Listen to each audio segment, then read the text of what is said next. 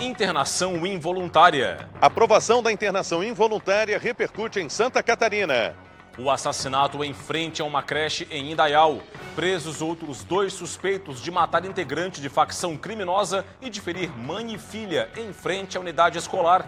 Tragédia no norte do estado. Polícia identifica mãe e filha que foram brutalmente assassinadas em Joinville. A inflação na capital. Custo de vida registra alta em fevereiro, segundo o indicador da ESAG e o DESC. A luta contra o câncer de intestino. Mês é dedicado à conscientização sobre a doença, que tem grandes chances de cura se o diagnóstico for precoce.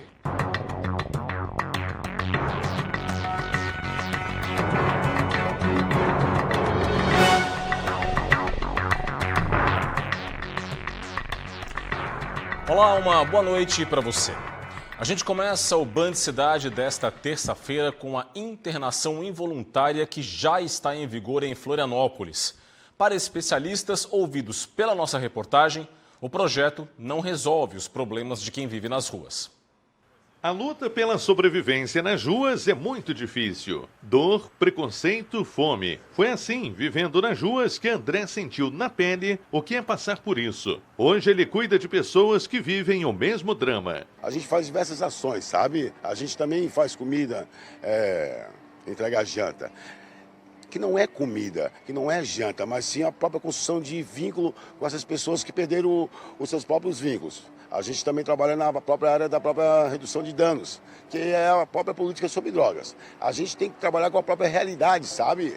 O uso de drogas, ela não pode ser direcionado para a população de rua. Ela é toda a sociedade que também faz uso de álcool e outras drogas, né? O projeto que regulamenta a internação involuntária foi sancionado na última segunda-feira pelo prefeito de Florianópolis, Topázio Neto. A partir de agora, as secretarias de Assistência Social, Segurança e Saúde estão autorizadas a agir em casos específicos. A justificativa para a criação do projeto foi o aumento na violência e no número de crimes praticados por pessoas em situação de rua. Para especialistas, a internação involuntária não resolve o problema. A alternativa seria cancelar essa PL. Esse projeto de lei não dá dignidade para as pessoas, né? A gente está voltando novamente lá para a época lá dos manicômios. Eu acho que o principal papel é tu sentar com essa população e tu trabalhar com a realidade da tua cidade, sabe? Criar o acesso. Quando eu estou falando o acesso, também falar sobre moradia em primeiro lugar. Em Florianópolis existe uma rede de apoio às pessoas em situação de rua, o que lhes garante o acolhimento na passarela da cidadania e o acesso ao restaurante popular. Roberto faz parte de uma associação que articula o acesso das pessoas a estes serviços. O projeto de transição rua-casa está baseado em 4 eixos: o da moradia, o do trabalho, dos cuidados terapêuticos e da garantia alimentar, segurança alimentar e nutricional. Porque entendemos que uma transição, uma saída de uma condição para outra melhor, se baseia nesse conjunto de ações e não numa ação específica em uma dessas áreas. Por exemplo, a internação involuntária, ela por si só ela não resolve o problema. Ela tem que ser pensada considerando todos esses aspectos do cidadão e que as coisas aconteçam em paralelo. Dessa forma, a gente consegue apoiar a saída da rua com dignidade e não somente com uma dessas questões atendidas. A associação é contra a internação involuntária e defende a criação de políticas públicas para que a pessoa em situação de rua tenha novas oportunidades. A gente não apoia essa iniciativa, justamente por esse preceito que eu acabei de falar. Uma iniciativa isolada, né, geralmente de uma forma agressiva, tende a não ser a solução, ou não é a solução. A solução, a gente acredita, é que é uma ação conjunta de todas as áreas: moradia, saúde, alimentação, educação e trabalho, principalmente trabalho. O assassinato em frente a uma creche em Indaial. A polícia prendeu mais 2 pessoas acusadas de envolvimento na morte de um homem, crime motivado por briga entre facções. As investigações prosseguem. De acordo com a Polícia Civil, mãe e filha, feridas com balas perdidas disparadas pelos homens que assassinaram Marcos Gama Barroso, conhecido como Marcola, foram submetidas a cirurgias para a retirada dos projéteis. As 2 passam bem e não correm perigo. Os 2 homens que atiraram e mataram Marcola foram presos pela Polícia Rodoviária Federal na rodovia Regis Bittencourt, na cidade de Registro, estado de São Paulo. Pouco tempo depois, a mesma Polícia Rodoviária Federal prendeu outros 2 envolvidos no crime, na cidade de Itapecerica da Serra. Todos fazem parte de uma facção criminosa do Rio de Janeiro. O motorista, inclusive ele foi interrogado lá pelo delegado de São Paulo e ele confessa que ele recebeu uma proposta para vir para cá, que sabia que ia matar uma pessoa, e que recebeu um valor para vir do Rio de Janeiro para cá, e que ele confirma que o outro ali depois, né, os policiais militares, ele confirma que teve uma situação de um dos envolvidos que veio vingar a morte do irmão dele, de um familiar, né? Então, os outros 2 não falaram nada, se reservaram o direito de permanecer em silêncio, né? Mas, a priori, todas as diligências, todas as provas que nós temos vinculam ali as 4 pessoas, os 4 suspeitos ao crime que aconteceu aqui na cidade de Indaial na manhã de ontem. Marcola era integrante da maior facção criminosa do Amazonas. A aliança dele com uma organização rival e as ameaças de morte fizeram o homem fugir para Santa Catarina há 7 anos. No estado catarinense, ele passou por uma série de cidades, até chegar a Indaial, sem deixar de gerenciar o tráfico no Amazonas. O crime organizado encontrou ele aqui, ele já tinha uma ameaça de morte, segundo até a própria companheira dele, tinham feito promessa de recompensa de R$100 mil para matá-lo, e acharam ele na manhã de ontem, e efetuaram os disparos de arma de fogo. Ele evoluiu a óbito ali, já no local, e infelizmente aí mais 2 vítimas colaterais, uma criança e uma outra feminina, também foram atingidas. As investigações sobre o caso prosseguem. A polícia quer saber agora quem ofereceu recompensa pela morte de Marcola. E a Polícia Civil de Joinville investiga o assassinato de mãe e filha que ocorreu na noite desta segunda-feira. As vítimas eram venezuelanas. O principal suspeito de ter cometido o crime é o ex-companheiro da mulher. O crime bárbaro chocou Joinville, no norte de Santa Catarina. 2 mulheres, mãe e filha, foram brutalmente assassinadas dentro de uma residência na zona sul da cidade. O motivo? Ciúmes por parte do ex-marido de uma das vítimas. O crime aconteceu aqui nesta residência. Vizinhos estranharam a falta de movimentação na casa. Desde a tarde do último domingo resolveram entrar. Dentro de um dos quartos, encontraram os corpos das mulheres enrolados em cobertores debaixo de uma cama. Tudo indica que a autoria desse duplo feminicídio possivelmente tenha sido do companheiro de uma das vítimas, que após executar as 2 vítimas no interior da sua residência, se evadiu do local, se encontra em local desconhecido, e agora então nós estamos iniciando um inquérito policial com a oitiva de testemunhas, formalização dos procedimentos em relação às perícias criminais, até para que a gente possa entender como é que se executaram essas vítimas então no interior da sua residência. As vítimas eram venezuelanas e moravam no Brasil há aproximadamente 2 anos e foram identificadas como Diomeida Del Carmen Rivas, de 59 anos, e a filha, Gloribel Del Carmen Rivas, de 43 anos. O principal suspeito de cometer o crime é o ex-marido de Gloribel, Onel Moreno Carabadio, que também é venezuelano. Parentes das vítimas afirmam que Onel assassinou as 2 mulheres com golpes de uma barra de ferro após suspeitar que a ex-companheira tinha um caso com seu primo. Ele ainda está foragido. O casal deixa uma filha de 11 anos de idade. A Polícia Federal deflagrou hoje a Operação Ossos de Vinha para desarticular um esquema ilegal de venda de produtos importados sem as devidas declarações e tributações. Isso feito por meio de plataformas digitais. Teve mandado cumprido aqui em Santa Catarina. Foram cumpridos 6 mandados de busca e apreensão nas cidades gaúchas de Mussum, Guaporé e Jaguarão e em Gravatal, no sul catarinense. Os policiais também cumpriram 12 medidas cautelares substitutivas da prisão preventiva, além de decretos judiciais de sequestro de veículos, imóveis e dinheiro em contas bancárias dos investigados e de empresas.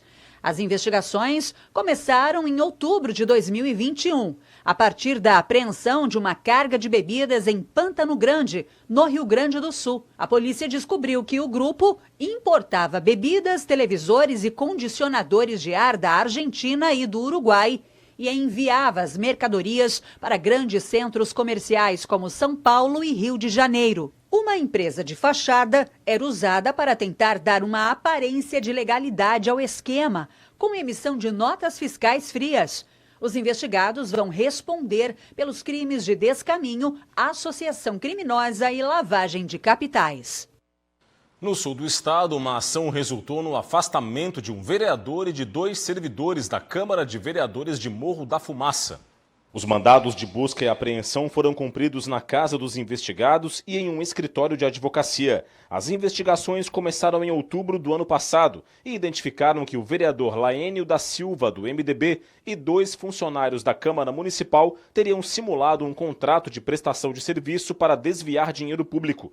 Os recursos teriam sido divididos entre os 3 envolvidos. Na época desta contratação, Laênio era presidente da Câmara de Vereadores de Morro da Fumaça. O parlamentar foi afastado do cargo, assim como os 2 servidores. A polícia apreendeu dinheiro e bloqueou bens e valores dos investigados. A polícia não informou o serviço contratado e o tempo de vigência do contrato. As investigações prosseguem para apurar uma eventual participação de outros servidores no esquema e uma segunda denúncia de compra superfaturada de produtos. Aqui na capital, uma mulher teve que ser atendida pelos bombeiros após ter o dedo atravessado por uma agulha de máquina de costura. A mulher utilizava o equipamento quando teve o dedo indicador da mão esquerda perfurado pela agulha da máquina. Ela ficou presa ao equipamento. Os bombeiros foram acionados e fizeram uma analgesia para a posterior desmontagem de parte da máquina. Só então a mão da mulher foi solta. Logo depois, ela foi atendida pelo SAMU. E logo mais, depois do Band Cidade, tem o Jornal da Band. A Adriana Araújo chega agora com os destaques desta terça-feira. Olá, Adriana, boa noite. Oi, boa noite para você. Passando aqui para te convidar para acompanhar o Jornal da Band. A nossa equipe de reportagem em Brasília revela detalhes do depoimento do ex-comandante do Exército no governo Bolsonaro. Freire Gomes disse à Polícia Federal que o ex-ministro da Defesa, Paulo Sérgio Nogueira, fazia reuniões para discutir o golpe de Estado e tentava dar uma aparência legal a esse golpe. No Rio de Janeiro, um motoboy foi baleado após discutir com um cliente. É um policial que se recusou a receber a comida na rua. O motoboy foi internado em estado grave. A gente fala também sobre uma festa de noivado na Índia, que custou 750 milhões de reais. Quem cantou nessa festança foi a Rihanna.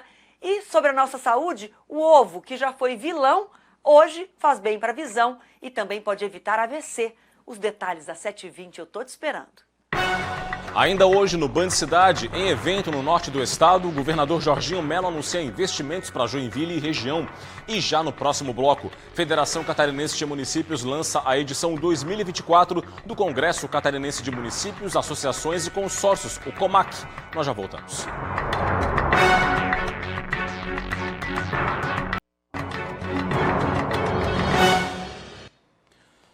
De volta com o Band Cidade e com informação ao vivo, a FECAM lançou a edição 2024 do Congresso Catarinense de Municípios, Associações e Consórcios, o COMAC. Vamos então para a Assembleia Legislativa, lá foi feito o lançamento. Quem está por lá e tem as informações, já está aqui no telão do Band Cidade, é o Ronaldo Penido. Ronaldo, muito boa noite para você. Boa noite, Rodrigo. Boa noite a todos ligados no Band Cidade. A FECAM fez o lançamento na tarde desta terça-feira, aqui na Assembleia Legislativa de Santa Catarina, em Florianópolis, o lançamento do Congresso de Municípios, que já tem data para acontecer. Vai ser entre os dias 3 e 5 de abril, na Expo Centro, em Balneário Camboriú, no litoral norte de Santa Catarina. A expectativa é reunir mais de 5 mil pessoas, entre elas gestores municipais, servidores públicos e prefeitos. O evento é gratuito e vai abordar diversos temas sobre a governança nos municípios catarinenses. É importante a gente destacar que o Congresso dos Municípios Catarinenses é o maior evento municipalista do sul do Brasil. Vai acontecer entre os dias 3 e 5 de abril em Balneário Camboriú. O tema deste ano é governança rumo ao futuro das cidades. Eles vão abordar o uso de tecnologia na governança, na gestão pública, na administração dos municípios e também outros assuntos como a reforma tributária e outros assuntos que envolvem a vida e a administração pública municipal. Nós conversamos com o presidente da FECAM, o prefeito de Balneário Camboriú, Fabrício Oliveira, que falou sobre a edição 2024 do Congresso dos Municípios. Vamos ouvi-lo. Comac ele é uma representação de congregar as cidades, e quando eu falo cidades, não somente os prefeitos, mas sim a população. Por isso que nós queremos fazer um evento atrativo, envolvendo inovação, tecnologia, soluções para enfrentamentos que se atualizam, e muitas vezes a legislação, o atual sistema, ele é lento para dar resposta à população. Então, como é que nós fazemos isso? Nós precisamos interagir, entender o que está acontecendo, trazer inovação, trocar ideias, e esse é realmente o propósito, esse é o propósito do Comac, que é congregar o catarinense, os prefeitos, nas suas soluções no dia a dia de Santa Catarina. Daí, portanto, o presidente da FECAM, o prefeito de Balneário Camboriú, Fabrício Oliveira, falando sobre a importância do congresso, né, do evento que acontece entre os dias 3 e 5 de abril na Expo Centro em Balneário Camboriú. O congresso dos municípios é também uma oportunidade de se aproximar da população, se aproximar e divulgar as práticas de gestão pública para a população.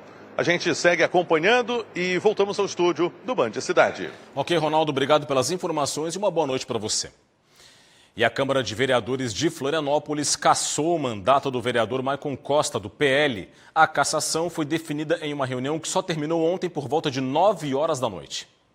Foram 17 votos favoráveis e 4 contrários, o que resultou na cassação do vereador.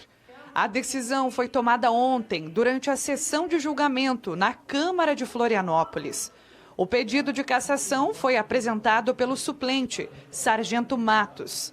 Na leitura do relatório do caso, na Comissão de Ética, foi recomendada a retirada do direito de Maicon Costa de ocupar o cargo público por uma tentativa de obstrução do mandato do suplente, Sargento Matos.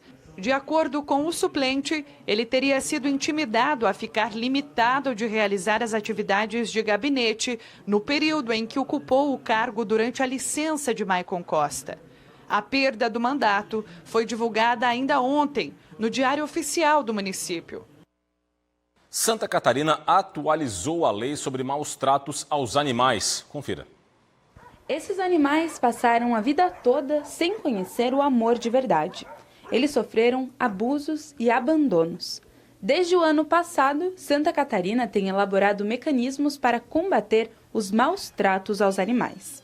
Uma nova lei sancionada pelo governo do estado obriga médicos veterinários a denunciarem sinais observados em atendimentos. Existe uma resolução do Conselho Federal de Medicina Veterinária que traz as hipóteses configuradoras do crime de maus tratos, que vão aí desde agressões físicas até negligências nos cuidados, situações envolvendo zoofilia e outras que podem ser verificadas durante um atendimento médico veterinário. A punição para maus tratos a animais pode chegar a 5 anos de prisão. Só no último ano, a Divisão de Proteção Animal já registrou mais de 2.000 ocorrências. As denúncias feitas para a Polícia Civil são encaminhadas aqui para a Diretoria de Bem-Estar Animal, que atua no resgate e na proteção dos bichinhos vítimas de maus tratos. Somente no mês de fevereiro foram mais de 50 resgates. A gente recebe diretamente encaminhado da Polícia Civil os boletins de ocorrências feitos no site da Polícia Civil por maus tratos, porém a pessoa também pode denunciar tanto presencialmente aqui na Tibé, quanto por telefone e principalmente pela nossa central de denúncia no WhatsApp, que é o meio mais rápido quando o seu animal se encontra numa situação grave, que a gente sempre solicita. Já mande foto do animal se tiver o endereço para que a gente possa agir de forma rápida. A Diretoria de Bem-Estar Animal de Florianópolis sofre com a superlotação. São mais de 200 bichinhos que vivem nos canis da Dibéa. Todos eles estão disponíveis para adoção. É a chance deles conhecerem o amor e o carinho de uma família. Porque a gente não pode submeter de forma alguma que esse animal que saiu de uma situação de maus tratos passe por outra situação traumatizante. Porque na hora que a gente tira ele do canil, devolver ele para cá vai fazer com que ele retroceda muito do que a gente conquistou.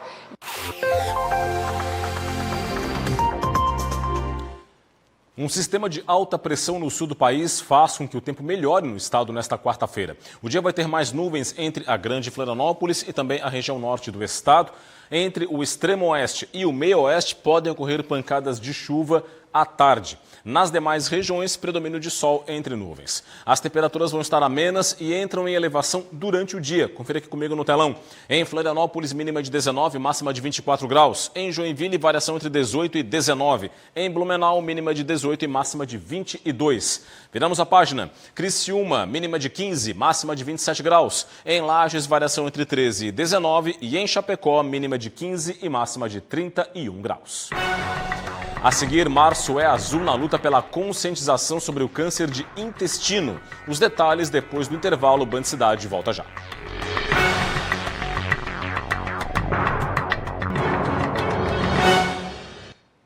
De volta com Band Cidade e com economia. A inflação medida pela Exagudesc aqui em Florianópolis registrou alta em fevereiro.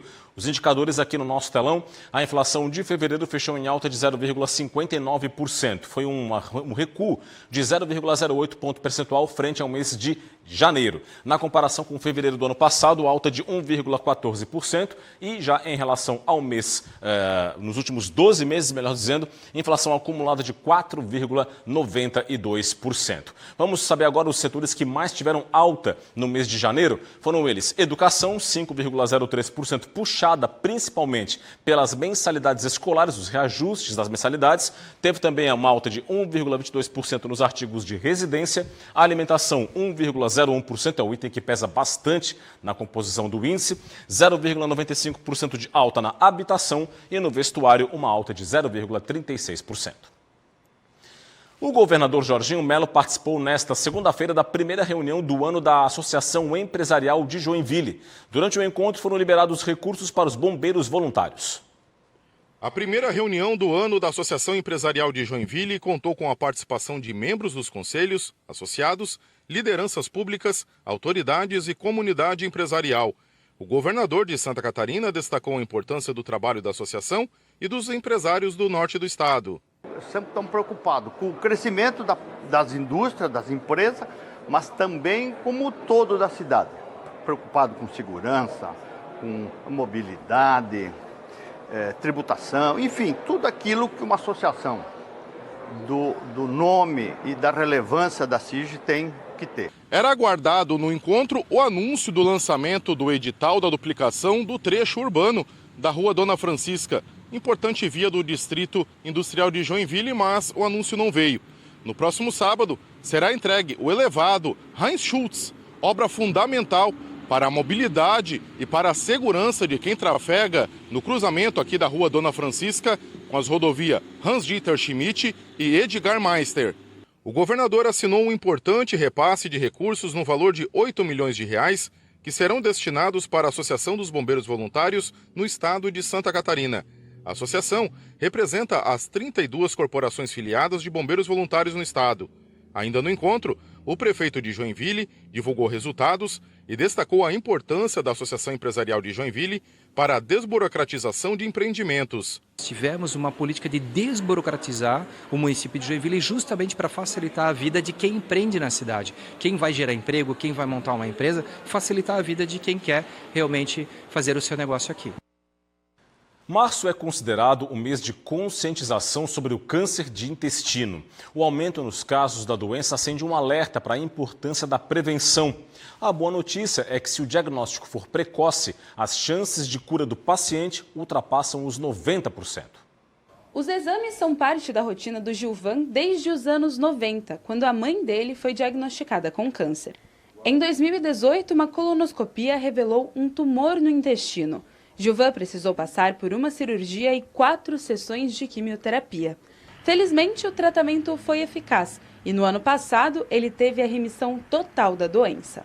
Gente, isso aqui é um patrimônio valiosíssimo que nós temos. Então busquemos o médico para fazer tratamento, para fazer exame, sangue, não sei o que, tudo tem que fazer. E passou de uma determinada idade, segundo a recomendação dos médicos, faça um exame de videocolonoscopia, uma endoscopia, sabe, uma vez no ano, uma vez a cada 2 anos, para quem não tem questão de origem genética, hereditária, como tenho eu. Cuide, precavenha-se. Uma projeção do Instituto Nacional do Câncer estima que entre 2023 e 2024 sejam registrados 44 mil casos de câncer de intestino aqui no Brasil. Apesar da alta incidência, a taxa de cura chega a 90% dos casos. Mas, para isso, o diagnóstico precoce é essencial. O câncer de intestino, também conhecido como câncer coloretal, ele tem aumentado a incidência no mundo todo. Então, provavelmente está relacionado ao estilo de vida da população em geral. Então, temos muitos fatores de risco, como, por exemplo, aumento de peso, sobrepeso, obesidade, hábitos alimentares inadequados, muito consumo de carne vermelha ou carnes processadas, redução no consumo de verduras e legumes, diabetes, tabagismo, etilismo, são, digamos assim, os principais fatores de risco para o acometimento da doença. Desde o início de fevereiro, os exames de colonoscopia e endoscopia foram incorporados ao quadro de serviços do Centro de Pesquisa Oncológica, o CEPOM. São realizados cerca de 100 exames por mês, fundamentais para o diagnóstico e tratamento do câncer. Isso vai nos capacitar, vai aumentar a capacidade que a gente tem de diagnosticar pacientes que têm alta suspeita e também vai nos proporcionar uma capacidade de fazer alguns tratamentos locais para doenças muito iniciais, vai nos proporcionar fazer segmento desses pacientes de uma maneira mais adequada, já que pacientes que têm câncer de cólon têm um risco mais alto de desenvolver um novo câncer coloretal, então esses pacientes têm que ser mantidos em vigilância, Isso daí vai agregar mais uma camada de complexidade ao cuidado que a gente consegue entregar para os nossos pacientes. E é isso, ficamos por aqui com o Band Cidade. As reportagens de hoje estão em tvbv.com.br. Acesse, aponte a câmera do seu smartphone para o QR Code que está na sua tela. Vem aí o Jornal da Band. Para você um forte abraço, muito obrigado pela audiência, boa noite e até amanhã. Tchau, tchau.